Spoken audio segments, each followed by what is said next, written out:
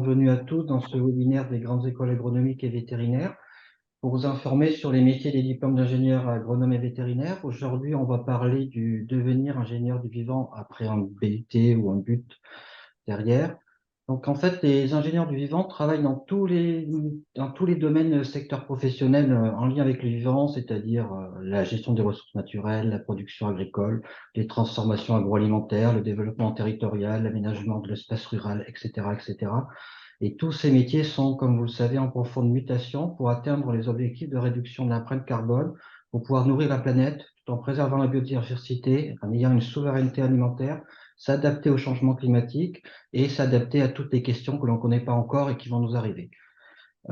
Donc aujourd'hui, on va avoir des, des discours de nos anciens étudiants qui sont actuellement en plein emploi sur différents types de métiers, différents témoignages.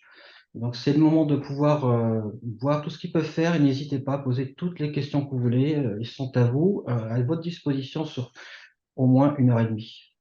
Bon courage. Donc là, on va passer la main à nos alumni. Avant, il y a quand même le président du Niagro, Julien Coyer, qui va dire un petit mot en tant que président de la Fédération des agro-alumni. Oui, bonjour à toutes et à tous. Merci Philippe, merci Pascal. Simplement, moi, pour vous dire que lorsque vous serez diplômé d'une école d'agro, on a une fédération qui s'appelle l'UniAgro qui rassemble 80 000 alumni ingénieurs agro. Et cette fédération vise à vous accompagner tout au long de votre parcours professionnel. Aujourd'hui, je préfère parler de parcours que de carrière, car comme le disait Pascal, il y a sûrement des questions aujourd'hui qu'on n'a même pas encore adressées. Il y a énormément de métiers dans lesquels vous pourrez évoluer. En fait, faut se dire qu'ingénieur agro, c'est des ingénieurs généralistes avec une forte valence autour du vivant. Et dites-vous qu'après avoir fait une école d'ingénieur agro, vous pourrez faire ce que vous voulez, évoluer dans tous les secteurs. Et c'est souvent agro, on pense que c'est très lié à l'agriculture, à l'agronomie. Et en fait, c'est plutôt pour moi une façon de voir le monde. Enfin, on verra avec les témoignages, hein. Une fois que vous aurez fait cette formation d'ingénieur agro, cette sensibilité qui est très forte par rapport au vivant et très structurante après pour tout votre parcours. Euh, Quand on regarde aujourd'hui les crises qui sont devant nous, on voit bien qu'il y a la question du changement climatique, la préservation des écosystèmes, les transitions agroécologiques, le renouvellement des générations. La moitié des agriculteurs vont partir en retraite dans les 10 ans, mieux manger, mieux gérer les ressources naturelles. On voit qu'à chaque fois, il y a du vivant. Donc, l'avenir est aux ingénieurs agro et aux ingénieurs qui sauront inventer des solutions avec une alliance avec le vivant. Donc, simplement pour vous dire voilà, qu'au niveau du Niagro, on parle un peu de tout ça aussi dans un magazine qui s'appelle Planète Agro. Je vais vous partager un lien pour visualiser les 10 premiers numéros. Je vous les partage comme ça, vous pourrez voir les parcours d'agro. Dans chaque numéro, il y a au moins 4 agros qui sont interviewés. Euh, donc voilà, pour moi, c'est très important aujourd'hui de, de positionner les ingénieurs agro comme pourvoyeurs d'innovation et de solutions sur les grands enjeux sociétaux d'aujourd'hui et de demain. Et dans un monde qui est de plus en plus complexe, pour moi, on a de plus en plus besoin de compétences autour du vivant. Et c'est pour ça que les formations autour du vivant dans les écoles d'ingénieurs agro, euh, vous vous éclaterez, c'est sûr. Et surtout, vous avez un parcours professionnel dont aujourd'hui, vous n'avez pas idée. Moi, j'imaginais pas tout le parcours que j'ai fait, mais je ne témoignerai pas ce soir. Mais on peut vraiment évoluer dans tous les secteurs. Et maintenant, je laisse la parole aux alumni qui vont témoigner. Et encore une fois, si vous avez des questions, n'hésitez pas à contacter Uniagro, uniagro.fr. Je vais laisser mon mail et je vais aussi laisser les liens Planète Agro dans le chat. N'hésitez pas, on est là pour ça. Voilà, je pense que vous avez bien compris le message de Julien et je pense que ça va être très bien illustré par nos alumni. Si vous voulez vraiment être acteur des transitions aujourd'hui et demain par rapport à toutes les problématiques qui vont venir, qui sont en lien avec le vivant, bah, faites une école d'ingénieur agro. À vous, mes chers. Alors, on va démarrer par Maëva. Hop là, est-ce qu'on m'entend? Très bien. Ok, super. Du coup, je m'appelle Maëva Pastore. Donc, pour la petite présentation, de ce que j'ai compris, c'est un petit peu en 3 blocs pour savoir à peu près comment j'ai atterri dans une école d'ingé et où est-ce que j'en suis aujourd'hui et de ma formation de DUT. Concrètement, en fait, ça a commencé dès le lycée. En fait, en bac S, j'ai visité une école d'ingénieur agronome au lycée. C'est là où vraiment je me suis aperçue de la large palette de possibilités qu'on pouvait avoir après une école d'ingé agronome sur les enjeux environnementaux, agronomiques, etc. Donc ça m'a beaucoup plu. Donc j'ai cherché un petit peu tous les chemins qui étaient possibles pour y accéder. Et en fait, mon parcours il est un peu spécial parce que moi j'ai commencé par une année de classe préparatoire qui m'a pas du tout convenu. J'avais besoin de terrain, j'avais besoin de concret, j'avais besoin de voir des choses pratiques, chose que la formation de DUT m'a beaucoup apporté. Donc, ça a été vraiment une plus-value après au sein de l'école d'ingénieurs agro, qui faisait la différence sur pas mal de sujets dès qu'on allait sur le terrain par la suite. Donc, la formation de DUT m'a beaucoup plu pour ça. Quand je suis arrivée en école d'agro, j'y suis allée vraiment, en fait, ça m'a attiré. Ce qui m'a attiré là-bas, c'est la pluridisciplinarité qu'on peut avoir dans les cours, l'ensemble des choses, en fait, le panel de choses qu'on voit est assez grand. Donc c'est très satisfaisant de pouvoir un peu toucher à tout. Ça m'a appris beaucoup de notions de coordination d'équipe, de gestion de projet, ce genre de choses qui a bien complété en fait ma formation de DUT.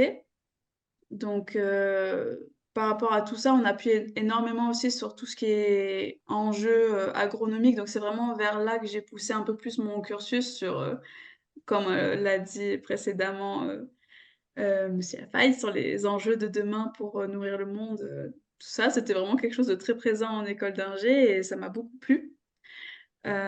C'est tout aussi les opportunités de stage qu'on a, qu'on parle pas souvent, je trouve, mais de stage qu'on a en école d'ingénieur. En couplant ma formation DUT avec l'école d'ingé, au total, j'ai cumulé 14 mois de stage dans différentes structures. C'est des écoles qui peuvent pousser à faire des césures, à faire des Erasmus, à partir à l'étranger, à perfectionner son niveau de langue. Donc, c'est quelque chose quand même qui est assez utile après, par la suite. Euh, voilà, si je pouvais résumer pourquoi j'ai aimé cette formation-là, c'est à peu près pour ça. Et aujourd'hui, ce que je fais, je suis conseillère agronome et bassin versant en Chambre d'agriculture de Bretagne. Donc, mes principales missions, c'est que je coordonne des projets qui sont en lien avec la réduction des produits phytosanitaires et la régulation de l'azote dans les cours d'eau. Donc, la gestion en fait des ressources naturelles un peu de Bretagne. Donc, je fais en sorte d'animer et de concevoir des formations auprès d'agriculteurs afin de trouver des solutions et des alternatives plus respectueuses de l'environnement et diminuer les produits phyto voilà, dans les cours d'eau. Donc, ça passe par diverses actions, soit de formation, soit de terrain, soit de consultation, de diagnostic auprès d'eux, diagnostic agraire, ce genre de choses. Donc, voilà, c'est mes missions aujourd'hui et en fait, je retrouve vraiment toutes les plus-values que j'ai pu avoir dans mon DUT pour toutes les phases terrain que j'ai pu faire parce qu'on en fait énormément et toutes les plus-values de coordination de projet, gestion d'équipe que j'ai vues en école d'ingé qui me sont vraiment très utiles aujourd'hui. Merci Maëva, merci. Donc Maëva qui, elle, vient de l'Institut Agro. Vous voyez Ah oui, qu'on a c'est une ça, j'ai oublié de palette, le dire. on a une palette d'origine hein, d'établissements, puisqu'on présente vraiment une diversité d'écoles. Mais ce soir, dans les alumni, il y a plusieurs de l'Institut Agro. Et là, on a un alumni de Bordeaux-Sens Agro, Sylvain, qui va témoigner à son tour.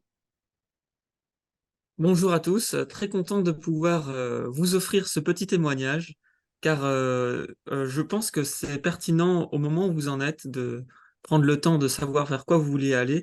Et moi, à votre place, j'aurais été très heureux de pouvoir bénéficier d'un petit témoignage comme celui-là. Donc, j'ai commencé par un bac technologique et ensuite, j'aimais beaucoup les sciences et le vivant, la biologie, et je ne savais pas trop qu'est-ce que je voulais faire. Donc, je me suis naturellement orienté vers un DUT, et j'ai fait mon DUT à Auch, dans le Gers. Et c'est une formation qui m'a beaucoup plu, parce qu'elle était à la fois scientifique et pratique, et, aussi on balayait un large spectre de domaines de connaissances. Et donc, jusqu'à la fin de mon DUT, je ne savais toujours pas qu'est-ce que je voulais faire. J'hésitais entre beaucoup de choses. les facs, les écoles d'ingénieurs agronomes. Et donc, comme j'avais déjà ce bagage agronomie depuis mon lycée et aussi à l'UT, j'ai j'ai trouvé ça intéressant de poursuivre dans l'agronomie, d'autant plus que comme l'a très bien dit Julien, euh, c'est un domaine très large autour du vivant et ce n'est pas forcément, ça ne parle pas que d'agriculture, loin de là. Et donc, j'ai eu la chance d'avoir réussi mon concours C2 pour rentrer dans l'école de Bordeaux-Sens Agro, où, où j'ai découvert vraiment à ce moment-là ben, le plaisir de m'investir dans la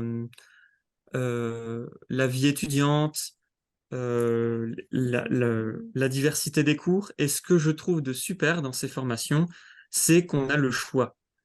C'est-à-dire que on veut aller dans l'environnement, on peut, plutôt dans l'agronomie, on peut, dans la viticulture, dans l'élevage, dans l'œnologie, même il y en a qui terminent banquier.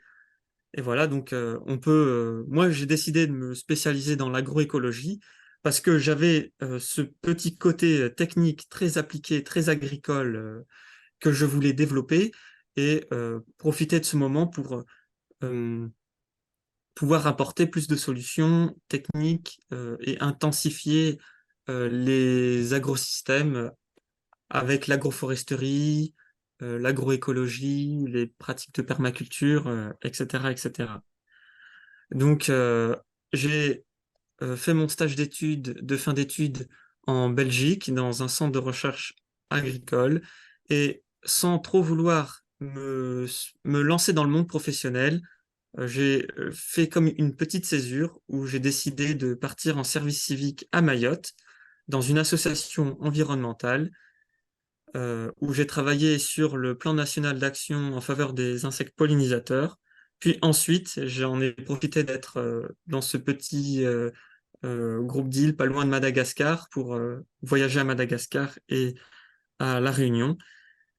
Et je trouve que c'est aussi, pour moi, c'était aussi important de pouvoir voir le milieu tropical, l'agriculture comme elle est faite ailleurs. Et c'est aussi très enrichissant d'avoir cette chance de voyager. Donc, ça n'a pas été fait dans le cadre de mes études, mais les écoles d'agronomie permettent aussi de faire des césures entre la deuxième et la troisième année pour des projets qui peuvent être des voyages ou, ou généralement tout ce que vous voulez dans la mesure où c'est un peu justifié. Voilà. Ok, merci beaucoup Sylvain. Ensuite, eh bien, on va donner la parole à Justine Malater, qui vient également alors on dit plus Montpellier Supagro, de l'Institut Agro Montpellier. Exactement, de Montpellier, oui. Bonsoir à tous. Donc, pour me présenter, Justine Malater. Donc, mon parcours a commencé par un bac technologique, donc sciences techniques des laboratoires à Castres. Et j'ai continué comme Maëva en première année de classe préparatoire en technobiologie à Toulouse. Cette première année de classe préparatoire a pas vraiment correspondu au schéma d'apprentissage qui me correspondait le mieux. C'était quand même très théorique. Donc, je me suis rapidement retournée vers un IUT génie biologie à Auch, en option agronomie, pour les 2 ans. Donc, l'IUT m'a permis d'avoir vraiment le côté technique, concret, terrain, et d'avoir une vision ouverte sur l'agronomie avec la science du végétal, la science de l'animal, le côté agricole et bien entendu le côté biotechnologie. Donc, au cours de ces 2 ans d'IUT, ça m'a conforté dans mon choix de m'orienter vers le vivant, vers l'agronomie. Et j'ai tenté donc le concours en fin d'année en C2, donc le concours pour les écoles d'ingénieurs. Et j'ai rapidement postulé pour Montpellier Supagro. Donc, il y avait également Bordeaux et Toulouse, les écoles qui m'intéressaient, tout simplement pour les options et vraiment la spécificité de ces écoles qui étaient autour du vin, qui étaient autour aussi du côté agroécologie. Donc, j'ai postulé et je suis rentrée sur Montpellier. Et au cours de ces 4 ans d'école d'ingénieur, donc 4 ans avec une année de césure, ça m'a permis réellement de me spécialiser, mais de manière douce. Sur les 3 ans de cours, on va avoir une spécialisation qui va s'orienter au fur et à mesure, soit vers de l'agroalimentaire, soit vers de l'agriculture, ou même sur la question de management de projet. Donc moi, j'ai choisi de m'orienter vers l'agroécologie et d'avoir vraiment ce contact avec l'agriculture. Comme le disait Maëva, c'est aussi participer à vraiment découvrir différents mondes au niveau du professionnel, hein, profiter de ces années pour faire des stages, profiter aussi de cette école d'ingénieur pour faire de la césure et partir soit à l'étranger ou alors enrichir nos CV de compétences et également notre réseau juste de contacts. Donc, je me suis rapidement spécialisée aussi, au-delà de l'agroécologie, sur l'écologie des sols. Et en finalité de mon école d'ingénieur, j'ai été embauchée chez Fraissinet, donc qui est aujourd'hui un des premiers fabricants d'engrais organiques en France. Et dans cette entreprise, ça fait 2 ans que je suis ingénieure agronome sur l'appui technique, donc responsable de l'expérimentation des produits et qui permet de faire le lien entre le côté vraiment terrain, application, et le côté recherche et développement, donc l'innovation des nouveaux produits. Et ça permet réellement d'entretenir cette polyvalence entre le côté technique et le côté formation et transparence par rapport à toutes ces connaissances et toute l'envie et la passion qu'on a par rapport à l'agronomie et au vivant pour la faire transmettre à tous les acteurs de la filière. Voilà. Pardon, j'ai oublié de rallumer mon micro. Je dis merci Justine et j'en profite, j'ai la parole pour encourager les participants à poser des questions dès maintenant, hein, on pourra vous y répondre.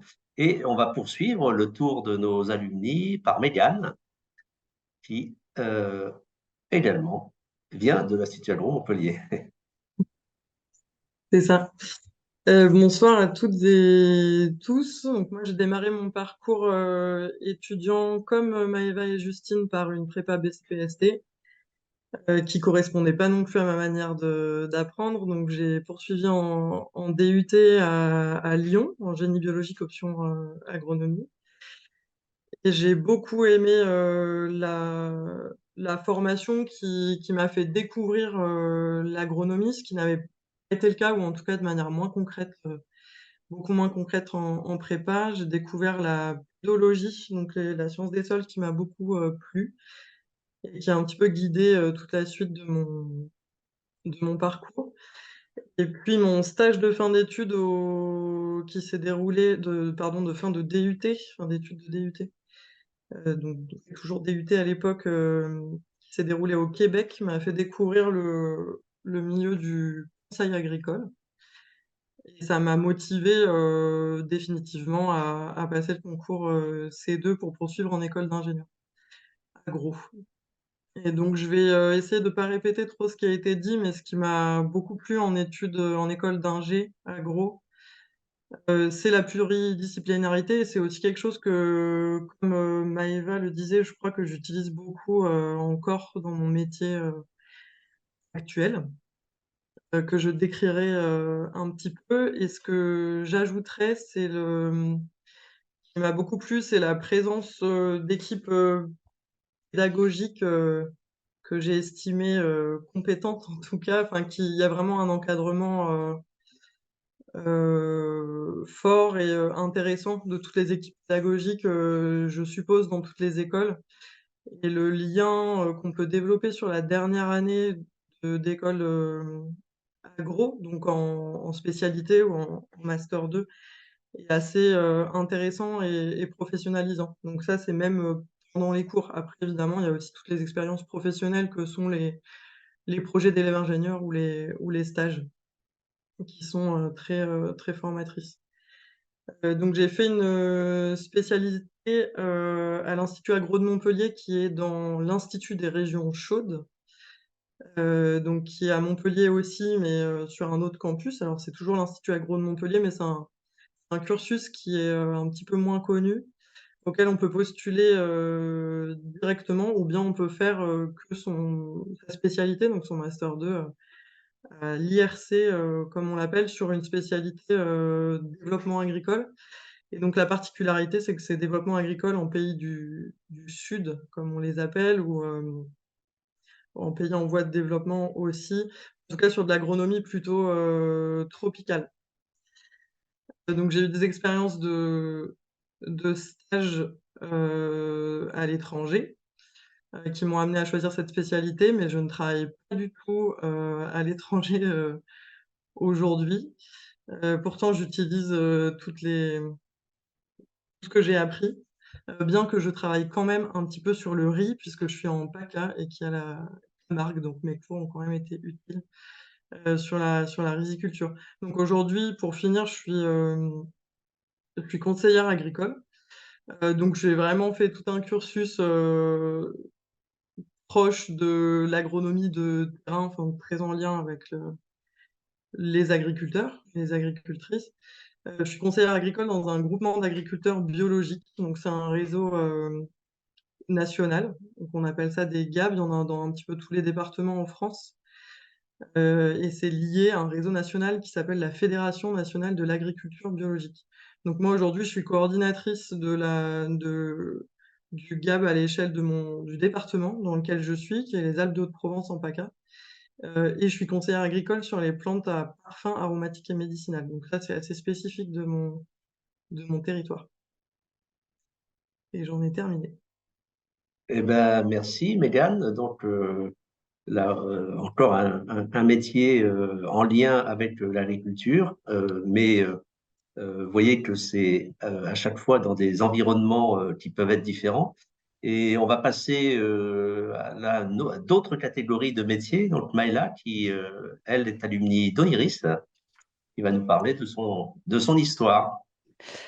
Bonsoir, donc oui Maëla, donc je suis une alumni d'Oniris. Alors, je suis peut-être un peu la plus âgée, pour l'instant des REX que j'ai entendu. Donc voilà, moi j'ai été diplômée d'Oniris en 2004 et un peu comme, Maëva et Justine en fait, donc moi j'ai fait un bac S, hein, du coup j'ai fait une terminale S. Je savais que je voulais m'orienter vers, l'agroalimentaire. Mes parents étaient agriculteurs, j'avais, cette idée, voilà, ils étaient maraîchers, je les voyais jeter aux invendus des tonnes de choux-fleurs. J'avais un petit peu cette idée de vouloir faire aimer les légumes aux enfants. Donc je voulais absolument m'orienter effectivement vers une filière plutôt agroalimentaire et plutôt en recherche et développement. Et donc, ben, tout comme, voilà, tout comme les autres, on va dire, les autres témoignages, je suis passée par, la filière BCPST, mais alors je me suis rendu compte très rapidement, au bout de quelques mois, que ça ne correspondait absolument pas à mes aspirations.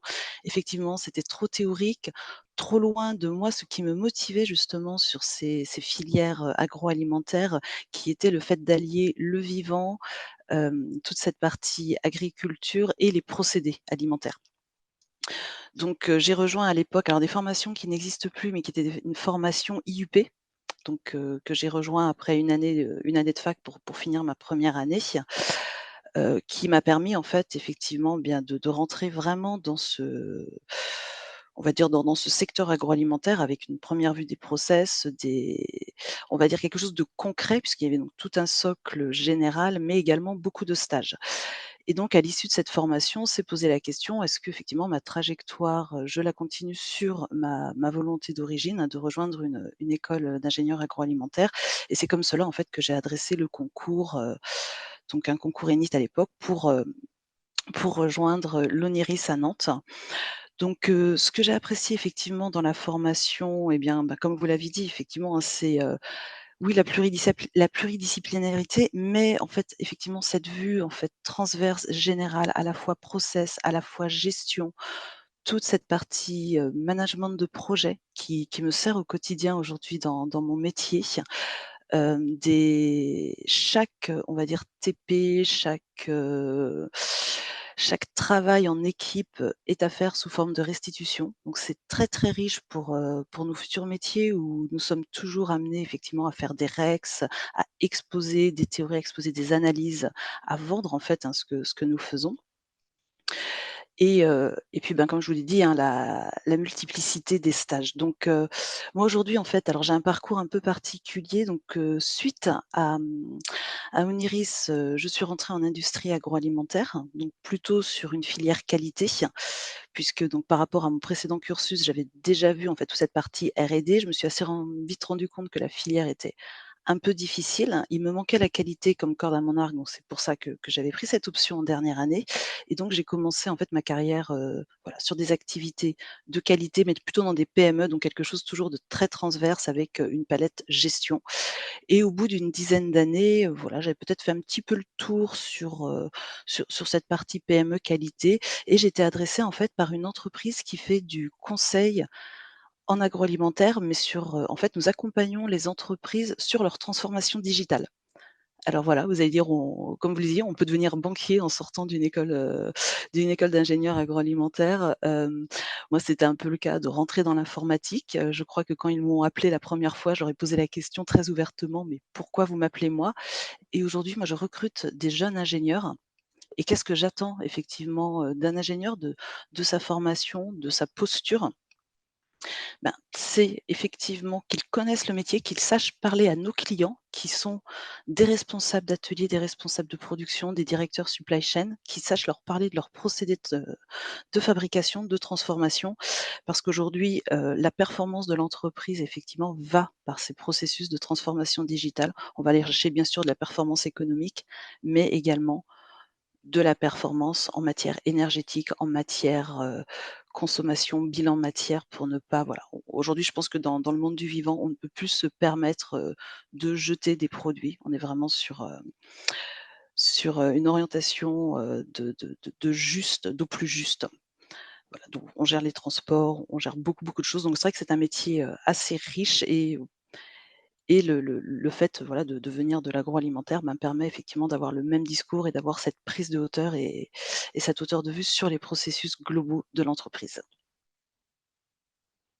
Merci Maëla. Je pense que c'est un élément important, cette question de double compétence, la compétence agro et la compétence autre, une autre compétence qui fait que les ingénieurs agro, effectivement, on les retrouve un peu partout grâce à cette double compétence et surtout des compétences transversales d'analyse systémique et de compréhension des différents acteurs dans un milieu professionnel. On continue notre petit tour avec Émilie qui va, elle, parler de la vigne, je pense, ou du vin plutôt. Émilie? Ah, alors j'ai l'impression qu'Émilie a des problèmes de bande passante. Émilie, est-ce que Là, vous tu... m'entendez? Oui. Oui, ça y est. C'est bon?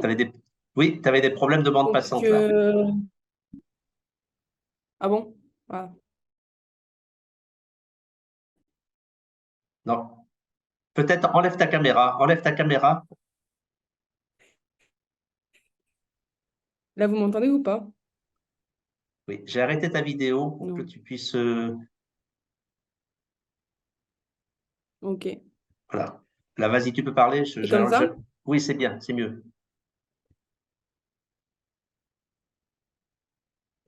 Ouais, Émilie? vous m'entendez ou pas là? Oui, très bien.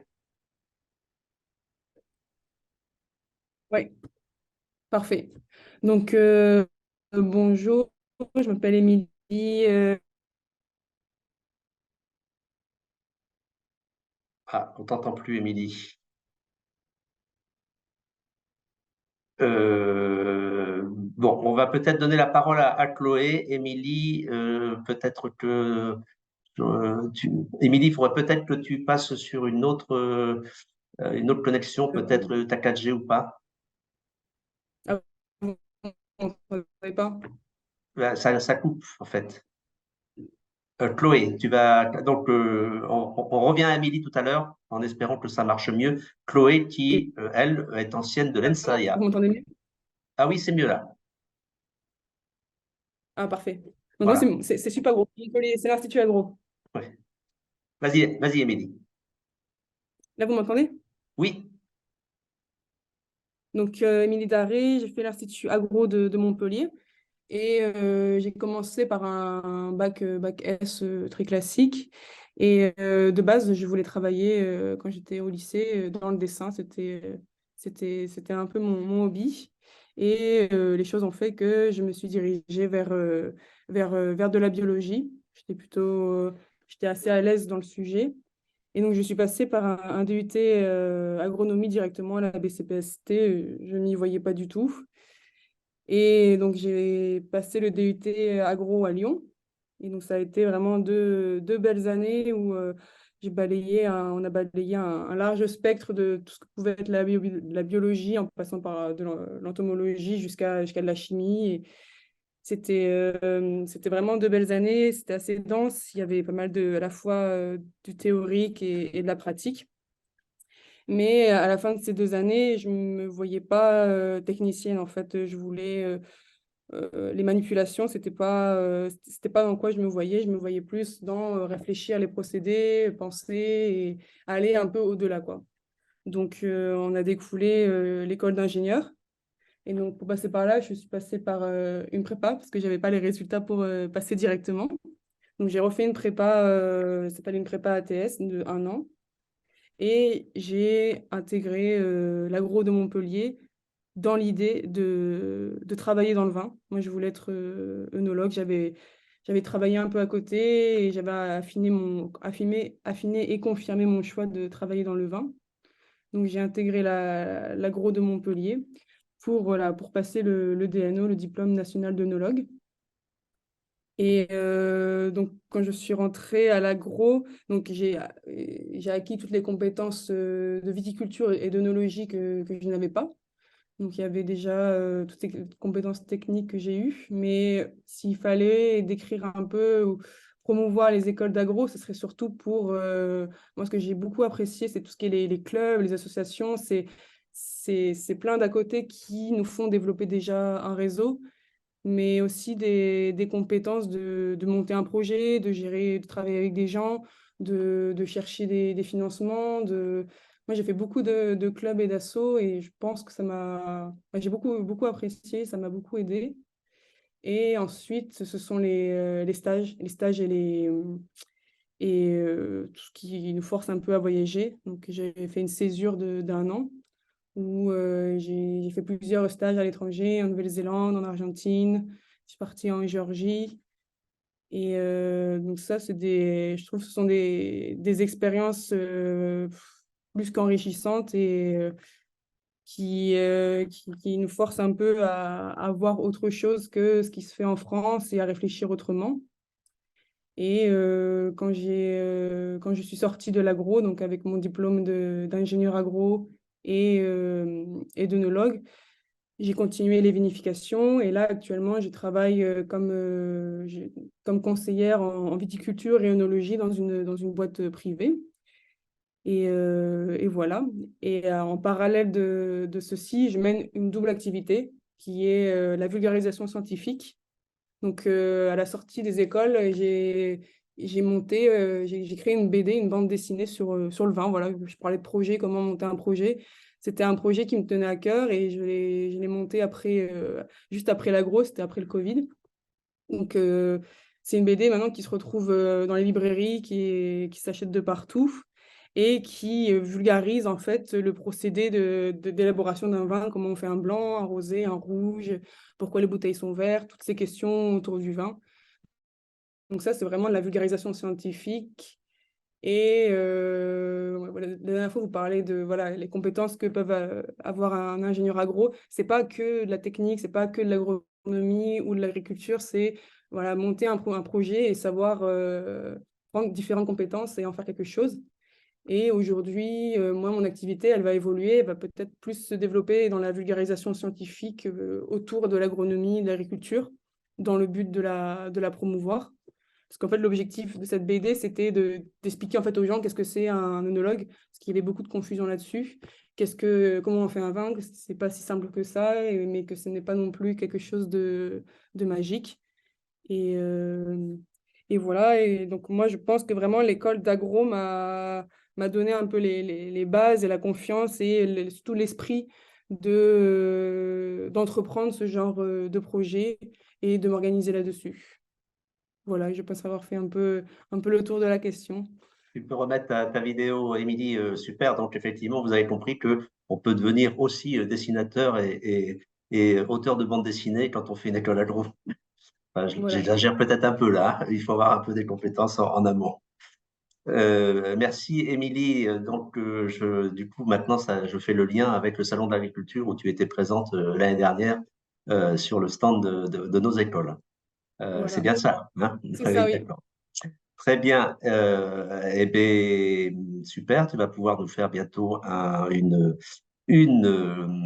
bande dessinée sur l'ingénieur agronome et son activité. Ça va être super. Tu La nous as prochaine donné étape. une nouvelle idée. Ça marche. On va terminer avec Chloé pour faire le tour des alumni qui étaient à l'école Ensaya, donc à Nancy. Chloé, tu as la parole.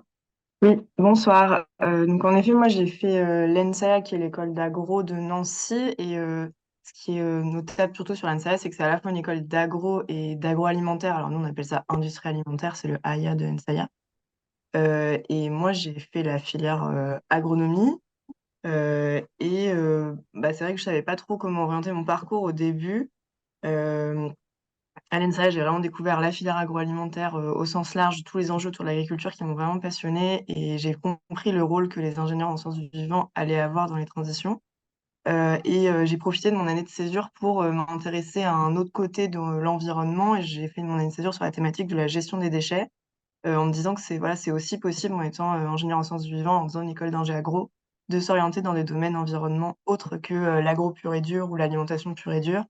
Il y a des choses qui sont en lien aussi bien avec la biotechnologie, la santé, l'alimentation, etc. Et moi, pour le moment, j'étais très orientée agro et environnement. Et je voulais d'ailleurs me spécialiser dans une spécialisation à l'ENSAIA qui s'appelle Sciences et génie de l'environnement. Mais finalement, et pour raisonner un peu avec le témoignage d'Émilie, tous mes engagements associatifs en école, mes expériences professionnelles associatives en césure m'ont finalement fait changer de spécialisation, et j'ai fait une spécialisation à l'ENSAIA qui est plutôt orientée en management de projet et de l'innovation, pour plutôt développer mes compétences managériales, management d'équipe, de projet. Comment est-ce qu'on utilise à la fois notre casquette d'ingénieur technique et notre casquette d'ingénieur manager pour mener à bien des projets. Euh, et, euh, et pendant cette dernière année d'études, j'étais en alternance dans une start-up d'alimentation bio à Paris. Et du coup, comme quoi, c'est pas parce qu'on a fait agro qu'on peut pas faire de l'alimentation. Et inversement, j'ai aussi des exemples de gens qui ont switché entre les deux. Et du coup, voilà, j'ai fait ça en année d'alternance. Ensuite, j'ai été recrutée par l'entreprise et j'ai travaillé. J'étais chef de produit, chef de projet dans cette entreprise. Donc, mon but, c'était d'améliorer les produits de l'entreprise et de coordonner les projets structurants de l'entreprise. Donc, ce qui était intéressant, c'est que je travaillais un peu avec tout le monde, et mon but, c'était de coordonner toutes les actions pour qu'on arrive à bien, enfin, qu'on réussisse ces objectifs. Et maintenant, bah, après cette première expérience, je suis retournée sur les bancs de l'école à l'ENSAIA. Et en fait, je suis maintenant chargée de promotion de l'ENSAIA. Et du coup, mon rôle, bah, c'est de promouvoir l'école auprès des futurs élèves, donc ce qu'on fait actuellement. Mais plus globalement, ça me permet de découvrir le fait que les ingénieurs sont aussi les bienvenus dans les services publics. Et notamment, bah, je travaille avec tous les acteurs d'Agrium. Enfin, là, il y a plusieurs d'entre vous que j'ai déjà croisés, le Salon de l'agriculture, etc. Donc, on participe aussi à la mise en contact des différents acteurs de l'enseignement supérieur agro au sens large, avec les instituts de recherche, avec les futurs étudiants, etc. Donc, ça me permet d'avoir une vision très globale, et plus généralement sur la place des ingénieurs en sciences du vivant dans le domaine du public. Il y a à la fois dans l'enseignement supérieur. Moi, je travaille dans l'enseignement, j'ai des collègues qui ont poursuivi en thèse, qui vont peut-être être maîtres de conférences, enseignants-chercheurs plus tard. Mais il y a aussi les ingénieurs qui travaillent dans la fonction publique territoriale, donc au sein des collectivités, et là qui peuvent travailler sur des thématiques un peu plus techniques en environnement, en agronomie, en aménagement du territoire. Donc des thématiques qui ont été citées ce soir, même si on n'a pas été exhaustif. Merci Chloé, bah, merci à tous nos alumni. On va peut-être, alors j'ai une question de Julie qui demande à Megan hein, de préciser un peu son métier. Je suis actuellement en troisième année d'agronomie à Lyon et je suis en alternance en région PACA. Je voulais savoir si c'était en troisième année de BUT. Hein. Je voulais savoir si c'était possible que Megan explique plus précisément son métier. Donc, tu as 2 minutes. Oui, bien sûr, je ne dépasserai pas. Mhm. Je vais dire mon métier, mais le nôtre, parce que je suis dans une structure où on est 4 agros qui faisons à peu près le même métier. C'est d'accompagner les agriculteurs et agricultrices au quotidien. Donc ça prend plusieurs formes. C'est du conseil technique au champ. Donc là, on est vraiment dans la pure agro, si je reprends les termes de Chloé, je crois. Ils nous appellent, ils ont un problème, on arrive, on réfléchit. Bon, souvent, c'est aussi un peu plus complexe que ça, mais en gros, c'est pour l'imager. On fait aussi du suivi d'essais, ce qu'on appelle, nous, des essais ou des expérimentations paysannes. Donc, quelqu'un qui voudrait tester un engrais ou un engrais organique, puisque nous, on est en agriculture biologique de chez Fraissinet, je crois, par exemple, pourrait prévoir avec nous un petit protocole expérimental et nous, on va venir faire du suivi, accompagner l'agriculteur sur cet essai et puis après capitaliser. Donc c'est pas de la recherche, au sens où on n'a pas du tout les moyens de faire de la recherche comme le font les instituts de recherche, c'est plutôt on pourrait dire de la recherche appliquée ou en tout cas de l'expérimentation à l'échelle vraiment paysanne avec les moyens, du paysan. Donc ça, on fait pas mal ça. On fait de la formation aussi. On organise des formations pour des producteurs, productrices déjà installés qui veulent se former sur des thématiques précises et puis aussi pour des personnes qui sont en cours d'installation. C'était Julien, je crois, qui disait en introduction, président des alumni, qu'il y a un enjeu sur la transmission des exploitations agricoles, enfin, un enjeu de renouvellement des générations agricoles. Donc, on forme aussi des gens à l'installation. Donc, nous, plutôt sur le volet agronomique. Mais bon, moi, les compétences issues du BUT, du DUT et de l'école d'agro sur la comptabilité, sur la gestion, sur le modèle économique d'une exploitation agricole, ben, en fait, on les utilise aussi, ces compétences-là. Puis je finirai en disant que on anime aussi, donc là c'est la casquette animation, des collectifs d'agriculteurs et agricultrices qui veulent travailler ensemble sur des thématiques communes. Donc c'est des groupes d'échange, mais qu'on va suivre et qu'on va animer pendant plusieurs années. Donc par exemple, nous on travaille beaucoup sur l'agriculture de conservation, qui sont des techniques de couverture des sols, etc., dans un enjeu de maîtrise des intrants et puis aussi d'adaptation au changement climatique, etc. Donc ça va bien plus loin que le cahier des charges de l'agriculture biologique. On va le plus loin qu'on peut dans les pratiques agricoles pour répondre à ces enjeux. Je terminerai juste en disant que j'ai aussi fait le choix d'une structure associative et que ça, c'était vraiment un choix aussi dans mon métier. Dans mon métier. Et c'est un peu comme Agribio. Oui, je suis salarié d'Agribio 04, je ne l'ai pas dit. Donc le nom de la structure, c'est Agribio, c'est ça. Donc du coup, Julie, tu connais.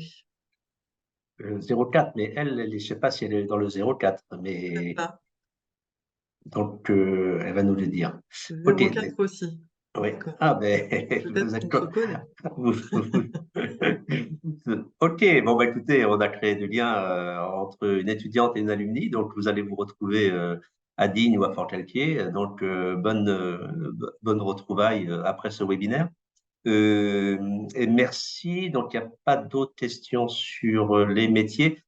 On n'oublie pas les questions hein, sur les voies de formation, mais je pense que c'est mieux d'en parler après que on ait fait le tour à la fois de nos étudiants et des deux responsables formation et concours qui sont avec nous aussi ce soir et ils vont certainement répondre à ces questions en même temps qu'ils interviendront. Et donc, on a ce soir 3 étudiants.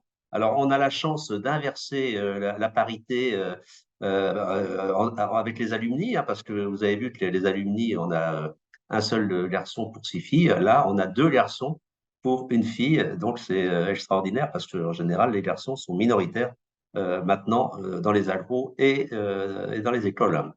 Donc, eh bien, je vais donner la parole à Maxime, qui est donc lui étudiant à l'ENSAIA actuellement et qui vient de BUT également. C'est ça. Bonsoir à tous déjà. Donc, bah oui, je vais vous présenter un peu mon parcours jusque maintenant. Donc, comme la plupart des témoignages jusqu'à maintenant, mon parcours étudiant a commencé donc en classe préparatoire aussi, donc à Nancy, notamment parce que lors de mon lycée, je n'avais pas encore trop d'idées sur ce que je voulais faire encore. Je savais que j'aimais beaucoup la biologie et les biotechnologies, mais c'était pas encore aussi détaillé qu'aujourd'hui. Donc, je suis parti vers la prépa avec les promesses de que ça ouvrait toutes les portes et de pouvoir voir encore pendant 2 ans ce que je voulais faire.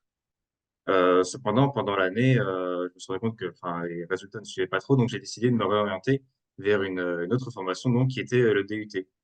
Donc, je suis resté à Nancy, j'ai fait le DUT génie biologique, option agronomie à Nancy-Brabois, et j'ai eu la chance de rentrer directement en deuxième année, après un stage d'ouvrier agricole.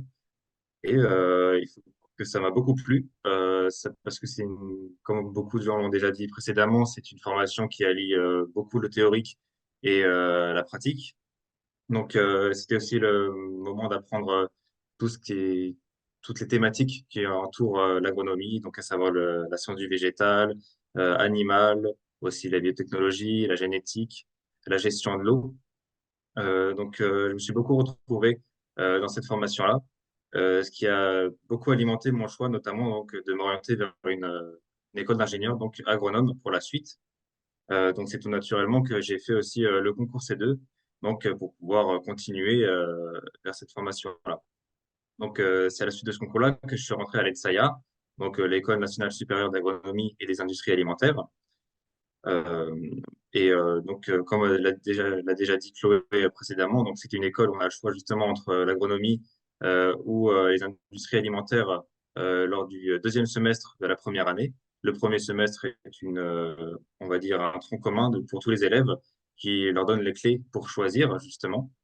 Et donc moi, j'ai choisi le domaine de l'agronomie. Donc, ce qu'on peut dire au final, c'est que l'agronomie est un peu, enfin, l'agronomie en école d'ingénieur est un peu la suite logique de la formation à DUT, car on retrouve la plupart des cours qui sont similaires, comme ceux que j'ai pu citer précédemment, mais on en retrouve aussi des nouveaux. Et en général, on va souvent plus loin, on pousse les raisonnements un peu plus loin, on va au plus profond des thématiques pour nous donner les outils de réflexion pour nos futurs métiers. Et aussi, on nous enseigne pas mal de matières un peu plus transversales et générales qui vont développer ce qu'on appelle nos soft skills en général. Donc, tout ce qui peut être justement gestion de projet, euh, l'entrepreneuriat ou le développement de soi. Donc, voilà ce qui découvre en tout cas en école d'ingénieur. Mais comme on a pu l'évoquer aussi précédemment, ce qui fait la force d'une école d'ingénieur aussi, c'est sa vie associative et sportive. Donc, on a déjà parlé précédemment justement d'une BD. Moi, personnellement, par exemple, je fais partie du bureau des arts de mon école, donc du BDE en plus généralement, mais aussi de la junior entreprise de mon école. Ce n'est que deux exemples parmi toutes les assos qu'il peut y avoir, notamment celles qui organisent des événements d'envergure nationale à Nancy, ou alors tous les clubs qu'on peut retrouver sur diverses thématiques. Donc, c'est aussi ça qui est très bien dans les écoles d'ingénieurs, c'est qu'au final, tout le monde s'y retrouve un peu pour développer un peu ses hobbies et sa personnalité, en plus des cours qui sont très complets dans le domaine de l'agronomie et qui nous donnent toutes les clés pour pouvoir être un acteur de toutes les thématiques importantes qui se dérouleront demain, enfin, à l'avenir. Voilà, ça sera tout pour moi. Merci Maxime. Vous voyez, on voit bien le lien entre. On aurait pu aussi commencer par les étudiants pour montrer que effectivement tous les étudiants actuels ou anciens ont eu une vie à l'école très riche. Peut-être peut-être Hugo, je te donnerai la parole en dernier puisque tu vas parler un peu plus de la suite puisque tu as un projet de poursuite d'études après agro. Et donc, je vais donner la parole à Alice, qui, elle, est étudiante actuellement à Oniris. Oui, c'est ça. Du coup, je suis Alice de Wild. Je suis en deuxième année d'école d'ingénieur à Oniris en agroalimentaire et là, je suis actuellement en Erasmus à Madrid. Du coup, moi, initialement, je voulais être vétérinaire depuis la troisième. J'ai fait 3 stages en cabinet vétérinaire. Et du coup, après le bac S, je voulais m'orienter en prépa BCBST. Cependant, j'ai pas été acceptée, donc je me suis tournée vers le DUT. J'ai été acceptée au DUT génie biologique option agronomie à Nancy. Après, du coup, en DUT, j'ai découvert l'agronomie. Du coup, j'ai complètement abandonné le souhait de faire vétérinaire et j'ai souhaité faire le concours C2 après le DUT. J'ai pas eu le concours C2. Du coup, je suis allée en prépa ATS à Montpellier euh, afin de retenter du coup le concours, mais c'était pas le concours C2, c'est le concours C. Mais on est vraiment bien préparé en prépa, donc je me suis dit, bon, je vais enfin avoir une école d'ingé agronomie en agronomie, et non, c'était toujours pas le cas. J'ai eu du coup Oniris, qui était mon dernier choix, et j'ai jamais fait d'agroalimentaire dans ma vie, du coup j'ai tout découvert l'année dernière, avec des cours qui m'ont plus ou moins plu. Par exemple, les cours qui m'ont le plus plu, c'était les TP cuisine. On a eu la chance d'avoir un chef qui est venu nous faire 2 fois des recettes avec nous et du coup on a pu pratiquer pendant 2 heures et après déguster nos propres recettes. Ça, c'était mes TP préférés. Euh, On a également pu faire des analyses sur seau et, et aussi on a réalisé pendant toute une journée des saucisses de Strasbourg. Donc tout ce qui est en lien avec la nourriture, moi, c'était ce qui m'a le plus plu. Et du coup, pour donner un sens à ma formation, je fais beaucoup de choses en dehors de l'école et à l'école. Par exemple, je suis présidente du Bureau du développement durable. Je fais partie du comité d'orientation de l'Office français de la biodiversité à Paris pendant 2 ans. Et du coup, j'ai 4 réunions par an et dont dans ces réunions, on parle du lien entre l'agriculture et la biodiversité. J'ai fait partie du groupe de travail du pacte et loi d'orientation et d'avenir agricole pendant 2 sessions. Une session qui a été à Oniris et une session à Paris. Je suis allée à Paris faire la deuxième session. Et voilà, donc je fais beaucoup de projets qui donnent du sens à ma formation et qui me motivent à rester à Oniris. Voilà. Oui, ben c'est un témoignage intéressant parce qu'effectivement, des fois, on n'a pas son école. Mais du coup, le projet, peut-être, si tu fais tout ça, c'est quoi ton projet à la sortie de l'école? Est-ce que Hum, ça ben, se je ne dessine ou pas? Oui, ça se précise. En tout cas, je sais que je veux pas être en agroalimentaire. Plus développement durable, biodiversité, gaspillage alimentaire, etc. Ouais. Oui, eh ben donc c'est gaspillage alimentaire, c'est directement lié, hein, donc il n'y a pas de souci. Oui. Merci Alice. Hugo, on va terminer par Hugo dans le tour de piste des étudiants. Donc, Très étudiant bien le résumé. d'AgroParisTech. Ouais. Ben Alice vient dans la fonction publique. Il y a plein de choses à faire dans le développement durable. Oui, donc Hugo, moi je suis étudiant à AgroParisTech. J'ai fait comme Alice, j'ai fait le DUT GB2A à Nancy, option agronomie. Et idem, je suis passé par une classe ATS parce que moi à l'époque j'avais tenté le concours par apprentissage. Il me semblait que c'était celui sur lequel j'aurais le plus mes chances et je me suis lamentablement planté. Donc du coup, je suis passé par une classe prépa ATS qui m'a permis d'intégrer AgroParisTech. Alors à l'époque de mon DUT, moi je m'orientais plutôt sur un cursus comme Mégane à l'IRC, donc plutôt développement agricole dans les pays du Sud. J'avais un profil très agronomie. Et en fait, je suis parti au Togo en stage de développement agricole pour mener une expérimentation sur une fabacée locale. Et en fait, j'en suis revenu en me disant, c'est pas du tout ce que je veux faire. Moi, il y a déjà plein de choses à faire chez nous. Je me sens pas du tout légitime pour aller expliquer aux quatre coins du monde ce qu'il faut faire. Et donc, je suis allé en ATS et là, j'ai découvert AgroParisTech. Et moi, à cette époque-là, j'étais vraiment en quête d'ouverture pluridisciplinaire. Alors, il faudra demander à Mégane ou à Sylvain, mais il me semble que des leviers de transition agroécologique, enfin, en tout cas des leviers agronomiques, on en a quelques-uns. Et moi, je voulais aller chercher du côté de l'économie, du côté de la sociologie, vraiment ouvrir mon panel de compétences. Et, euh, et donc, pour ça, je suis rentré à AgroParisTech. Euh, Tu as un problème de bande passante? j'ai aussi fait 2 ans Voilà. d'alternance au ministère Ouais, je vais couper ma caméra, peut-être que Ça ça y est, ira ça y mieux. est, elle est coupée. Donc je disais, j'ai fait 2 ans d'apprentissage. Non, ça ne marche toujours pas mieux, décidément. Bon, il a fait 2 ans d'apprentissage, mais on sera peut-être la prochaine fois, la suite. Ouais. Hugo, tu reviens ou pas? Hugo, donc, ah, c'est dommage, hein. Parce que, en fait, c'est dommage parce que Hugo voulait nous dire que, Pardon, ah, le voilà. Allô, c'est mieux de allô. votre côté. C'est bon, on Ah, t'entend c'est là. mieux, Ça y c'est est. mieux comme ça? Oui. Ouais, ok. Bon, donc, ok. Bon, je sais pas trop où ça s'est arrêté, mais bon, Tu as bref. dit que tu as fait l'apprentissage. Ouais, voilà.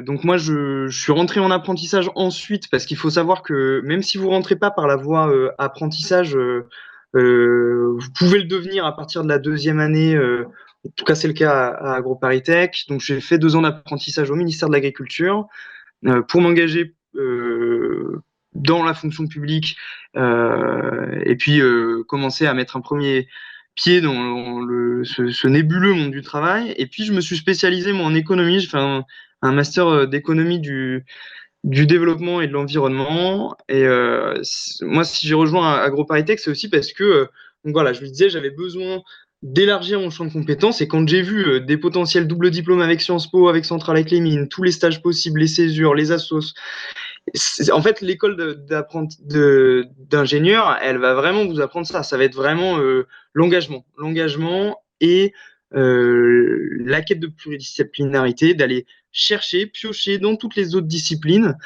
des leviers d'action pour mener à bien vos projets, faire avancer et mettre sur le devant de la scène vos valeurs à vous, quoi. Et moi, c'est vraiment ça qui m'a fait me dire que je voulais continuer en école d'ingé agro. Et puis, oui, Philippe le disait. Ensuite, moi, la spécificité, c'est qu'en fait, j'ai terminé là en août mon diplôme d'ingénieur AgroParisTech. Et en fait, je suis rentré dans un corps d'ingénieurs d'État qui s'appelle le corps des ingénieurs des ponts, eaux et forêts, pour continuer mon engagement pour le service public. Et où là, c'est vraiment le corps d'ingénieurs donc d'État pour la transition écologique. C'était pas le cas jusqu'à maintenant, et ça se réoriente fortement pour la transition écologique. Et là, moi, ce qui m'a fait me décider à rejoindre ce corps d'ingénieurs d'État, c'est à la fois les appétences de management, la, la volonté d'œuvrer pour la transition agroécologique, et puis l'intérêt général. C'est l'intérêt général et me dire que travailler pour l'État, c'était un bon moyen de servir l'ensemble de mes concitoyens, quoi. Voilà. De toute façon, après, si vous avez plus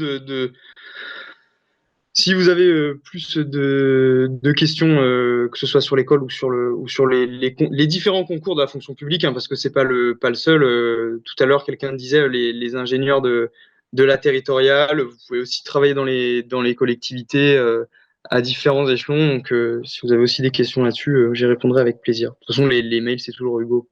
Enfin, prénom.nom @agroparitech. Voilà. Merci Voilà. Hugo, merci pour ce témoignage très intéressant également, puisque effectivement la fonction publique fait aussi partie des possibilités quand on a un intérêt pour la chose publique. On va terminer le tour avec Marie-Christine et puis après Stéphane pour plus centrer sur les voies de formation et du coup par rapport à ce que proposait Hugo, que vous posiez des questions sur les différentes voies et compris de concours, vous pourrez les poser. Marie-Christine, qui est la directrice de l'enseignement et de la vie étudiante d'Oniris, et donc qui organise toute la formation des étudiants, et donc elle va vous parler de ce que c'est que la formation dans nos écoles. Marie-Christine. Merci Philippe. Effectivement, je vais, à travers l'exemple d'Oniris, peut-être brosser les spécificités de nos écoles d'agro. La formation, évidemment, elle est basée sur les sciences fondamentales de l'ingénieur, maths, physique, biochimie, etc. Mais comme vous l'ont expliqué, les alumni qui sont intervenus précédemment, la formation est aussi orientée vers la connaissance du monde de l'entreprise pour être ancrée dans la vraie vie et dans la connaissance des organisations. Alors, les connaissances académiques, elles sont étayées et elles se concrétisent par de nombreux stages qui sont égrenés un petit peu tout le long des 3 années de formation. Et puis, un autre volet important de notre formation, c'est d'être ancré dans les enjeux de la société actuelle, à la fois à travers la sobriété énergétique, la préservation des ressources dans le cadre du développement durable. Toutes nos activités humaines sont tournées vers ces enjeux primordiaux. Alors, à Oniris, comme Alice l'a dit, c'est une histoire d'alimentation, de nutrition en tant que facteur de santé, mais c'est aussi des filières comme la bioproduction, les biotechnologies, pour travailler dans l'industrie pharmaceutique ou dans les industries cosmétiques. Et là aussi, biotechnologie, bioproduction en tant que facteur de santé, ça c'est vraiment très important. Ouverture sur le monde aussi. Donc à travers des stages dans des entreprises pour voir un petit peu comment ça se passe dans le monde du travail avant d'y être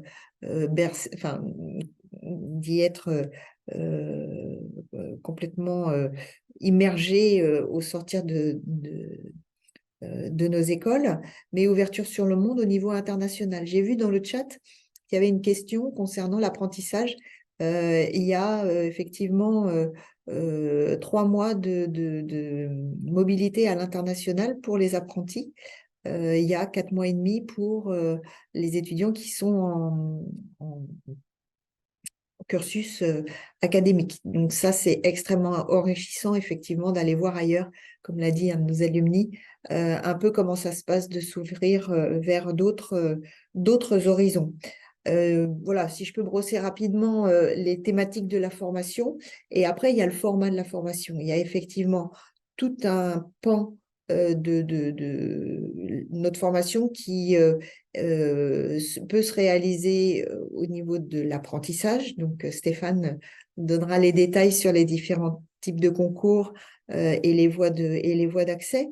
Donc, on a l'apprentissage, on a évidemment la formation académique, on a la possibilité de faire des contrats de professionnalisation en 3e année, des possibilités aussi de double diplôme en 3e année. Comme l'a dit un de nos alumni, en fonction des sensibilités, on peut être plutôt scientifique, on peut avoir plutôt une sensibilité de management. Donc, on a la possibilité de faire un double diplôme master de management, par exemple à Oniris, avec une école de business school, un master aussi de bioproduction de la santé, et aussi, par exemple, un master en ce qui concerne l'innovation dans la science des aliments. Donc, voilà, il y en a pour tout le monde, il y en a pour toutes les sensibilités. Donc, c'est vraiment un diplôme, vous le voyez à travers les expériences qui ont été détaillées par nos témoins précédemment. En fait, nos écoles, elles forment à des cadres scientifiques de haut niveau qui peuvent avoir des parcours extrêmement diversifiés grâce à la formation qu'ils ont eue, de leur capacité d'adaptation. Et la vie professionnelle future, en fait, elle est faite de rencontres et elle est faite aussi de l'expression et de l'épanouissement de vos centres d'intérêt. Donc, voilà, nos écoles, elles vous forment à avoir une belle carrière. Merci Marie-Christine pour ce témoignage. Et on va terminer par Stéphane, lui qui représente le service des concours AgroVéto et qui va vous donner quelques informations complémentaires. Stéphane. Alors, bonsoir à toutes et tous. Ça fonctionne au niveau du micro? Parfait. Oui, oui, très bien. Alors, ce qu'il faut savoir, c'est qu'on est, pour cette session 2024 qui arrive, sur une année de réforme. On a entendu précédemment donc les lauréats des concours des sessions précédentes parler de concours C2, de classe prépa ATS, de concours C. Il faut savoir que ces concours sont remplacés cette année. On a une nouvelle voie qui ouvre, qui s'appelle tout simplement voie BUT, avec voie BUT agro, voie BUT veto. Je vous ai partagé dans le fil de discussion les écoles agro accessibles par cette voie et les diplômes, la liste des spécialités de BUT éligibles. Alors, ce qu'il faut savoir, c'est que vous pouvez vous y inscrire en étant en cours de deuxième année de BUT, en cours de troisième année et une fois titulaire du diplôme. Sur le site du service des concours agrovéto, dont je mettrai le lien après mon intervention, vous trouverez la notice de la session 2024 avec les dates indiquées. Je vais vous les donner rapidement. Les inscriptions sont prévues du samedi 9 décembre au mardi 16 janvier. Les épreuves d'admissibilité sont prévues le 28 février. Donc, il y a 2 épreuves. Une épreuve dite analyse et synthèse de documents techniques et scientifiques et une épreuve d'anglais à l'écrit. À ces 2 épreuves vient s'ajouter une épreuve dite examen du dossier. Donc, c'est votre dossier académique qui sera à déposer sur le site d'inscription. Les résultats pour la phase d'admissibilité sont prévus le mercredi 27 mars. Pour ceux qui seront déclarés admissibles, vous aurez une épreuve unique d'admission, c'est un oral, un entretien avec le jury, entretien de motivation et sur travaux. Et les épreuves vont se dérouler du lundi 3 au samedi 8 juin 2024, avec la publication des résultats d'admission, pour le coup, le vendredi 21 juin. C'est là que vous allez savoir si vous avez une chance d'intégrer une école. Et le premier appel, donc la première proposition d'affectation, sera faite le lundi 24 juin 2024.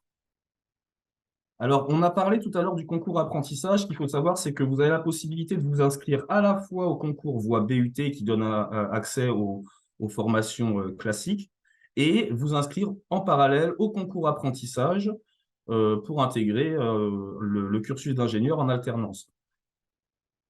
Les épreuves, je l'ai marqué dans le fil de discussion, mais les épreuves d'admissibilité seront communes, donc les épreuves d'anglais et épreuves analyse et synthèse.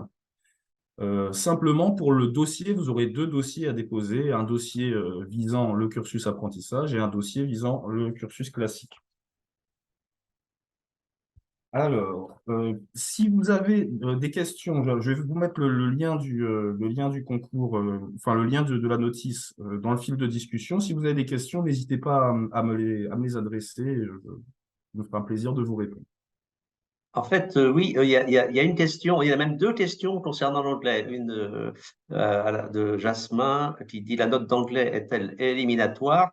Alors, Et pareil, c'est de Justine, je crois. Oui, Justine qui disait quel est le niveau d'anglais nécessaire pour entrer en école d'ingénieur? Donc, l'anglais est une question importante pour ces étudiants. Alors, la note éliminatoire peut être appliquée d'une session à l'autre. Là, pour la session 2024, il n'y aura pas de note éliminatoire pour l'anglais, ni pour aucune épreuve. Maintenant, dans les arrêtés réglementaires, il est prévu qu'une note éliminatoire, qu'une note puisse être déclarée éliminatoire pour une session donnée. Il n'y a pas de niveau d'anglais prédéfini. Si vous voulez, c'est un concours, donc ça vise à classer, à sélectionner, et donc les meilleurs en anglais auront plus de chances d'intégrer l'école qu'ils souhaitent que ceux qui auront de mauvaises notes. En fait, le niveau d'anglais est plutôt... Enfin, il y a un niveau d'anglais à avoir à la sortie du cursus d'ingénieur. Je laisserai peut-être les autres répondre. Il me semble que c'est le niveau B2. Mais pour le concours lui-même, voilà, il n'y a pas de niveau d'anglais prédéfini et pas de note éliminatoire sur cette épreuve. Ok, il y avait une autre question de Justine dans sa liste de courses là qui concernait attendez, parce que ça a sauté. Sinon, oui, pour le concours apprentissage, Est-ce qu'il y a un pourcentage d'étudiants Non. qui viennent de BUT? Non, c'est Non, non. Alors, en fait, on peut pas. Comme je vous disais, c'est une année de réforme. On va avoir une nouvelle population. On peut pas, on n'a pas de recul. On peut pas vous dire sur les sessions précédentes, on avait telle proportion de BUT. Mais c'est vrai que sur la voie apprentissage, les BUT sont en concurrence avec des licences pro qui parfois sont déjà passées par un BUT et des BTS et BTSA. Pour les proportions, on n'a aucune idée de ce que ça va donner. On est sur une première session. Alors, une question de Carla qui dit, si on s'inscrit à la fois au concours BUT et au concours apprentissage, est-ce que cela compte pour 2 inscriptions? Non, normalement, le nombre de tentatives est limité à 2, toutes voies confondues. Ça, c'est pour ce qui est de la formation ingénieur classique. Pour la voie apprentissage, il n'y a pas de limite de tentative. La seule limite, c'est la limite d'âge conformément au Code du travail. Hein. Donc, je crois que c'est 30 ans révolus, enfin 29 ans révolus. Donc voilà, il y a une limite d'âge, mais on peut passer le concours apprentissage autant de fois qu'on veut. Ok, donc là, Jasmin, je pense que c'était la même question. Si on s'inscrit aux 2 concours en même temps, oui, c'est ça, c'est la même question. Est-ce que l'oral est possible en visio pour ceux qui font un stage à l'étranger?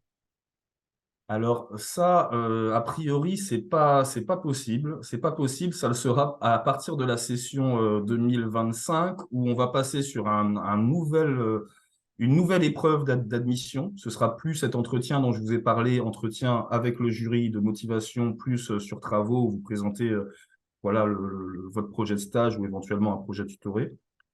Là, il y aura la possibilité de faire de la visio. Mais pour cette année, il me semble que ce n'est pas autorisé ni pour l'apprentissage, ni pour la voie BUT.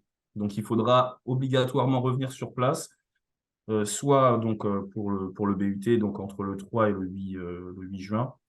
Et pour l'apprentissage, c'est beaucoup plus tôt. Les épreuves d'admission se font directement dans les différentes écoles. Et là, pour le coup, il faut se rendre dans les écoles. Jasmin, une autre question. Sur quels critères on accède aux entretiens d'admission? Alors, ce qu'il faut savoir, c'est que vous avez donc les 3 épreuves d'admissibilité, donc analyse et synthèse de documents techniques et scientifiques pour lesquels vous avez des thèmes à choisir. Hein. Chaque candidat choisit son thème. Il y a le choix entre agroalimentaire, paysage, environnement, eau et sol, production animale, production végétale et biologie, biotechnologie, santé. Vous avez une note sur cette épreuve-là, vous avez une note sur l'épreuve d'anglais et vous avez une note au dossier. À partir de ces notes, le classement est calculé et le jury d'admissibilité, qui se tiendra en principe le 28 février, déterminera la barre, disons la moyenne, le classement, au-delà duquel les candidats ne sont pas déclarés admissibles et donc ne seront pas convoqués à l'épreuve d'admission. Merci beaucoup, Stéphane. Je pense qu'on a répondu aux questions des participants. Avant de donner la parole à notre président de séance, je voulais savoir si parmi les panélistes de cette soirée, il y a une chose que vous auriez oubliée et que vous voudriez nous dire, ou est-ce que tout est OK pour vous? Je peux dire quelque chose? Oui, Sylvain, Euh, vas-y. bon, je sais pas si c'était volontaire ou pas, mais on n'a pas du tout parlé des écoles privées, qui permettent aussi d'accéder au diplôme d'ingénieur agro, qui, dans ce cas-là, il faut aller démarcher les écoles privées et voir quelles sont les modalités d'inscription avec ces écoles. Mais voilà, donc si Sachant que quelqu'un les veut écoles rajouter dessus, je vous laisse. disons qu'effectivement, on ne parle pas des écoles privées parce que là, c'est effectivement, on Ok. communique sur les formations publiques, mais les écoles privées recrutent quand même très grande majorité à post-bac. Donc, quand on a un BUT, normalement, il n'y a pas, voilà, donc il n'y a pas forcément d'intérêt à aller vers une école privée, mais bon, après, la liberté reste totale. Mais en tout cas, c'est vrai que là, on est sur de l'entrée en école d'ingénieur à bac+2, bac+3. Ok. Bon, moi, c'était une sécurité. Ce que j'avais fait, c'est que j'avais fait le concours C2, qui est maintenant un nouveau concours. Mais, et comme c'est un concours, on ne peut pas savoir s'il est acquis ou non. Et donc, par sécurité, j'avais aussi démarché des écoles privées. Et bon, après, voilà, c'est. C'était ma stratégie. Oui, oui, oui, non, mais après, effectivement, c'est important de pas courir un seul lièvre à la fois, comme on dit. Alors, on va peut-être prendre la dernière question là, de Paulin qui dit, est-ce que dans le futur, les admissions après BUT se feront toujours en troisième année d'ingénieur? C'est pas en troisième année, c'est en première année pour nous. Stéphane. L'intégration se fait uniquement en première année sur un cursus d'ingénieur de 3 ans. Ouais. Voilà. Et Aline, pouvez-vous préciser où se tiennent les épreuves d'admissibilité? Alors, ça dépendra de... Là, je ne pourrais pas vous le dire, mais normalement, vous avez une liste de centres dans la notice du concours dont je vous ai mis le lien. Il n'est pas impossible que ça évolue. Si vous êtes en région parisienne, ce sera en principe à Rungis, à l'espace Jean Monnet. Ok. Bon, ben on va continuer parce que les questions réoffrent. Est-ce que faire une année à l'étranger en fin de BUT peut être pénalisant pour tenter le concours, particulièrement dans le cas de lors des concours, nous prenons le risque d'être à l'étranger? Bah, c'est pénalisant financièrement, c'est-à-dire qu'il faut avoir un budget pour partir. Puis ça dépend de la distance. À l'étranger, si vous êtes en Belgique, il y a moyen de revenir assez facilement pour passer ces épreuves. C'est plus compliqué en venant de Nouvelle-Calédonie ou du Chili, quoi. Non, oui, mais la question, c'est effectivement, c'est un an. Il passe le BUT et après, c'est un an après l'obtention du diplôme. Ah non, non, absolument pas. Bah, disons que vous avez le dossier d'admissibilité qui vient compléter les 2 épreuves écrites. C'est toujours enrichissant, enfin, c'est toujours valorisant de pouvoir mettre tout ce qui est activité extrascolaire, stage, etc., hein. En sachant Merci. que quand vous serez dans une école d'ingénieur, la mobilité internationale est obligatoire et vous avez aussi la possibilité de faire une année de césure pour sortir de votre confort, pardon, excusez-moi, et visiter le monde derrière avec de multiples projets. Aline qui pose l'épreuve écrite d'anglais sera du même type que l'ancienne épreuve du concours en apprentissage? Non, sur l'ancienne épreuve, il y avait une bande audio avec un QCM qui était aligné sur la bande audio. Là, vous avez le descriptif de l'épreuve d'anglais, nouveau format, dans la notice que je vous ai mis en ligne. Donc, on est sur un texte classique avec, je crois, une partie compréhension écrite et expression écrite. Et Jasmin qui se pose la question, pourquoi il n'y a pas de limite de tentative au concours apprentissage alors qu'il y a des limites pour les autres? Voilà, je ne pourrais pas vous le dire, malheureusement. Mais vous pouvez me poser la question par écrit sur le site du SCAV et puis j'essaierai de me renseigner. Pascal, peut-être, tu as des éléments de réponse ou pas? Non, j'ai pas d'élément de réponse là, mais je peux rechercher, oui. Ok, ben merci. Donc, je pense que on va pouvoir maintenant, si tout le monde s'est exprimé comme il le voulait, on va pouvoir donner la parole de conclusion à notre président de séance. Merci Philippe, merci à tous. Donc, je pense que vous le savez tous que c'est que la résilience du système et notamment des systèmes environnementaux, c'est dû à la diversité. Donc, il faut prôner la diversité. Et l'avantage de rentrer dans une école d'ingénieur agro, c'est que là, vous avez des voies d'accès qui sont extrêmement multiples. Vous avez des parcours qui sont multiples, qui sont pratiquement à la carte, quelle que soit l'école que vous allez choisir. Vous pouvez vous spécialiser sur de nombreuses thématiques. Il y a énormément d'échanges entre les écoles, même d'ailleurs pour les spécialisations. Vous pouvez rentrer sous un statut d'étudiant, finir sur un statut d'apprenti. Vous pouvez rentrer sur un statut d'apprenti. Vous pouvez faire de grandes mobilités internationales. Comme je l'ai dit, la mobilité internationale est obligatoire avec un minimum. Donc, en fait, c'est cette possibilité que vous avez là. Et ça, c'est très intéressant parce que, en fait, on forme des ingénieurs du vivant. Vous avez compris sur une multitude de métiers actuels que l'on connaît, avec un objectif, c'est de nourrir la planète tout en protégeant les ressources pour les générations futures. Et l'autre avantage, c'est qu'on forme aussi des ingénieurs du vivant qui vont pouvoir répondre à des métiers qu'on ne connaît pas demain, à des enjeux qu'on ne connaît pas, qui vont apparaître et qui seront prêts à pouvoir les résoudre. Et ça, c'est très intéressant parce que ça donne du sens à votre projet professionnel et à votre formation. Et donc, en fait, c'est ça l'intérêt de rentrer dans ces écoles d'agronomie, c'est que vous allez pouvoir travailler avec votre sens par rapport à votre projet, pouvoir résoudre des problèmes pour vous, pour la société, pour la planète, et au final, en fait, tout le monde sera gagnant derrière. Donc, moi, la seule chose que je vous souhaite, c'est de nous retrouver à la rentrée, à l'ENSAT si vous voulez, mais dans n'importe quelle autre école d'ingénieur agronome, il n'y a aucun souci là-dessus. De toute façon, comme je vous l'ai dit, les ponts entre les écoles, ils sont multiples. Donc, à un moment ou à un autre, bah, peut-être qu'on se rencontrera. Donc, tout cas, ce que je voulais dire, c'est merci à nos étudiants actuels, merci à nos alumni, merci à nos professionnels, merci Marie-Christine, merci Stéphane. Et puis surtout, un très grand merci à Philippe qui, comme d'habitude, ça fait de longueurs d'années que je travaille avec lui, a été parfait. Merci, Monsieur le Président. Je vous souhaite, moi, je vous dis que vous avez la possibilité de retrouver la vidéo et surtout de la diffuser parmi vos collègues dans vos différents lieux de formation. Je vous ai mis le lien tout à l'heure sur Agrinium et vous allez en bas de page de la première page du site et vous cliquez et vous retrouverez la vidéo d'aujourd'hui et vous avez aussi plein de fiches métiers et on continue à rajouter des fiches métiers compte tenu de la diversité. Bonne soirée et puis encore merci et merci à tous et à bientôt. Au revoir. Au revoir tout le monde. Merci beaucoup. Au revoir. Merci, bonne soirée.